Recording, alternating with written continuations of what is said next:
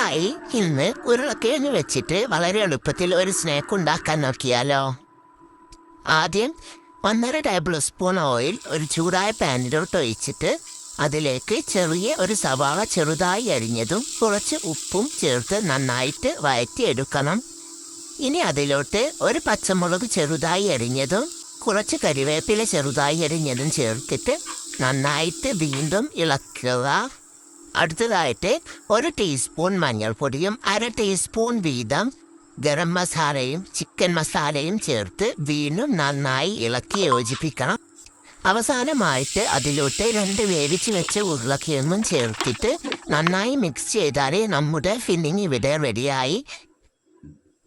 ഇനി അടുത്തതായിട്ട് 1 കപ്പ് ഗോതമ്പ് പൊടിയും അതിലേക്ക് ആവശ്യമായ ഉപ്പും 1 ടീസ്പൂൺ നല്ല ജീരകവും കുറച്ച് ഓയിലും ഒഴിച്ച് ഇളം ചൂടുവെള്ളത്തിൽ നമ്മൾ ഈ ഗോതമ്പ് പൊടി നന്നായിട്ട് കുഴച്ചെടുക്കുകയാണ് ചെയ്യുന്നത്. വേണമെങ്കിൽ മൈദപ്പൊടിയും നമുക്ക് ഉപയോഗിക്കാം.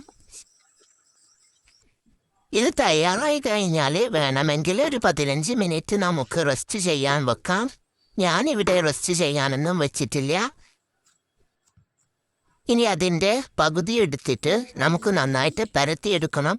പരത്തിയെടുത്തതിന് ശേഷം അതിൻ്റെ നടുഭാഗത്ത് ഫില്ലിങ് വരാത്ത രീതിയിൽ ഏതെങ്കിലും പാത്രം വെക്കണം. അതിനുശേഷം ആ ഫില്ലിങ് നമുക്ക് വളരെ കനം കുറച്ച് അതിന് ചുറ്റും പരത്തി കൊടുക്കണം. കനം കുറച്ച് പരത്തിയാൽ മാത്രമേ നമ്മളത് എണ്ണയിലിട്ട് പൊരിച്ചെടുക്കുമ്പോൾ ആ ഫില്ലിങ് പുറത്ത് വരാതിരിക്കുള്ളൂ. ഇനി ഇതുപോലെ മുറിച്ച് ഓരോന്നും നമ്മൾ റോൾ ചെയ്തെടുക്കണം.